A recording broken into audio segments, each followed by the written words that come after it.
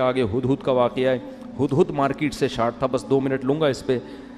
سارے پرندے جمع ہو گئے لیکن دیکھا کہ ہدہد مارکیٹ سے شارٹ ہے. اس زمانے میں سلیمان علیہ السلام کے دور میں مارکیٹ سے شارٹ ہونے کی اجازت نہیں تھی. مارکیٹ میں ہر وقت مناسب ریٹ پر اویلیبل ہونا ضروری تھا. تو فرمایا ما لی الا اری الہدہد, مجھے کیا ہو گیا کہ مجھے ہدہد نظر نہیں آ رہا. ام کان من الغائبین, ایسا ہے کہ مجھے نظر نہیں آ رہا یا وہ واقعی مارکیٹ سے شارٹ ہے. یعنی یہ ممکن ہے کہ ہو یہاں کہیں چھپا بیٹھا ہو, مجھے نظر نہیں آ رہا. اس سے یہ بھی پتہ چلتا ہے کہ انبیاء عالم الغیب نہیں ہوتے. کنفیوز تھے حضرت سلیمان علیہ السلام کہ ابھی یہاں ہے یا کہیں گیا ہوا ہے. پھر فرمانے لگے لأعذبنہ عذابا شدیدا, میری پرمیشن کے بغیر کیسے چلا گیا, میں اس کو پتہ چل گیا نا کہ نہیں ہے, سخت ترین عذاب دوں گا. او لأذبحنہ, یا اس کو ذبح کر دوں گا میں. او لیأتینی بسلطان مبین, جب تک میرے پاس غیر حاضری کی مضبوط دلیل لے کر نہیں آتا اس وقت تک معافی نہیں ہے. آپ کہیں گے ابھی جانوروں پہ رحم کے فضائل بیان ہو رہے تھے, ابھی ذبح کرنے کی باتیں ہو رہی ہیں. ادھر چیونٹی کو بھی پاؤں نہیں رکھا جا رہا جان کر, ادھر ہدہد کو ذبح کرنے کی دھمکیاں. او بھائی یہ آرمی تھی سلیمان علیہ السلام کی, فوج تھی, اس میں فوجیوں کو مارکیٹ سے شارٹ ہونے کی اجازت. بولو, جنگ کے میدان میں جا رہے ہیں اور ایک فوجی نے کہہ دیا بھائی آفیسر, اب وہ جنگ میں بندہ شارٹ ہے. اب ہے بھائی جنگ میں کمانڈر صاحب دیکھ رہے ہیں کہ یار اس بندے کو میں یہاں بٹھا کر گیا تھا, مورچے میں وہ بندہ ہی نہیں ہے, تو وہ نانی سے ملنے گیا ہوا ہے اپنی, ہے بھائی چھوڑ دیں گے فوجی اس کو؟ بھائی کورٹ مارشل ہو جائے گا.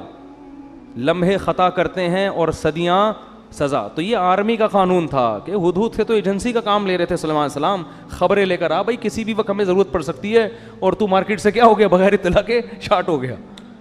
تو اس لیے وہاں یہی سوٹیبل ہے, سخت سزا دوں گا یا کاٹ. اگر کچھ بھی عذر نہیں ہے, نانی سے ملنے گیا ہوا ہے, پھپھو سے ملاقات کے لیے گیا ہوا ہے ہدہد, تو پھر کیا ہوگا, پھر تو ذبح, تاکہ دوسرے ہدہد کو آئندہ کے لیے عبرت ہو کہ سلیمان کی فوج سے شارٹ ہونے کی اجازت نہیں ہے. ایسے تھوڑی جہاد ہوتا ہے, تو فوج کا تو لا بالکل ایک الگ ہوتا ہے. تو ہدہد مارکیٹ میں آ گیا نا. فمکث غیر بعید, ابھی حضرت سلیمان یہ باتیں کر ہی رہے تھے, بھی بندہ کہاں ہے, تو قرآن کہتے ہیں فقال, ایک دم ہدہد آیا, احطت بما لم تحط به, اے سلیمان ایسی رپورٹ لے کر آیا ہوں. مزہ, اس کے تو الفاظ یہ نہیں تھے ہمارا تو یہی اسٹائل ہے نا, سلیمان علیہ السلام ایسی رپورٹ لے کر آیا ہوں کہ بس مزہ آئے گا آپ کو, ایسی رپورٹ لے کر آیا ہوں. وہ رپورٹ کیا ہے؟ آپ کا یہ دعویٰ ہے کہ میں دنیا میں اللہ کا نظام نافذ کر رہا ہوں, ہے بھائی اتنی بڑی فوج جس میں جنات بھی ہیں, پرندے بھی ہیں, اور 100 لاکھوں گھوڑے بھی ہیں, اور ایسی زرہیں آپ کے والد بنایا کرتے تھے, اور آپ اور ہواؤں میں اڑ اڑ کے جا رہے ہیں آپ دنیا میں, اور آپ اس خوش فہمی میں ہیں کہ دنیا میں فتح کر چکا ہوں. ایسا نہیں ہے, ایک ایسی حکومت کی اطلاع لے کر آیا ہوں آپ کے پاس کہ وہ گورنمنٹ چھوٹی موٹی گورنمنٹ نہیں ہے, بہت بڑی پاورفل آپ جیسی حکومت, اور ہے بھی غیر مسلم. سورج کی عبادت کرتے ہیں وہ لوگ. یعنی چھوٹی موٹی حکومت ہوتی تو ہم کہتے ہیں کہیں کونے کھانچے میں آپ سے چھپی رہ گئی ہوگی. ہو جاتا ہے چھوٹے موٹے گاؤں تو گوگل بھی ٹریس نہیں کر پاتا نا, گوگل, ٹھیک ہے نا, سیٹلائٹ سیاروں سے اوجھل ہو جاتے ہیں. پوری ایک ریاست ہی آپ کی نظر سے اوجھل ہو تو یہ تو بہت بڑی ہم سب کے لیے شرمندگی کی بات ہے. تو انی وجدت امرأۃ تملکہم, میں ایسی رپورٹ لے کر آ جاؤں, ایک پوری گورنمنٹ ہے جس میں ایک عورت حکومت کر رہی ہے. وَأُوتِيَتْ مِنْ كُلِّ شَيْءٍ, تمام اسباب و وسائل ان کو دیے گئے ہیں, مضبوط پاورفل ہے گورنمنٹ, چھوٹی موٹی حکومت نہیں ہے, لڑنا بھی ان سے آسان نہیں ہے. وَلَهَا عَرْشٌ عَظِيمٌ, بادشاہ لوگ نا اپنے تخت سے اپنی دولت اور اپنے وسائل دکھایا کرتے تھے, تو عرش اس کا تخت بھی معمولی نہیں ہے. لیکن میں دیکھتا ہوں وجدتها وقومها يسجدون للشمس من دون اللہ, پوری ریاست اس ملکہ سمیت اللہ کو چھوڑ کے سورج کو سجدہ کر رہے ہیں, اور آپ کو پتہ ہی کوئی نہیں ہے. بھائی اتنا بڑا جرم افراد نہیں کر رہے, پوری ایک اسٹیٹ کر رہی ہے اور بہت پاورفل, اور آپ کو پتہ ہی ہے. بھائی آپ یہاں بیٹھے ہیں, میں یہ کر رہا ہوں, میں یہ کر رہا ہوں, آپ کو پتہ ہی کوئی نہیں. مولانا منظور چنیوٹی صاحب نے جب یہ ربوہ کا نام چینج کروایا نا تو جامعہ آئے تو ہم نے حضرت سے پوچھا کہ حضرت کیا ہوا؟ فرمایا کہ ادھر مٹھائیاں بٹ رہی ہیں چنیوٹ میں اور آپ کو پتہ ہی کوئی نہیں. تو جب بھی یہ لفظ کہتا ہوں نا پتہ ہی کوئی نہیں, مجھے حضرت مولانا منظور چنیوٹی یاد آتے. فرمانے لگے ادھر مٹھائیاں مٹھائی کو فرما رہے تھے مٹھائیاں, پنجابی تھے نا, تو بڑا دیسی لہجہ اچھا لگا مجھے ان کا.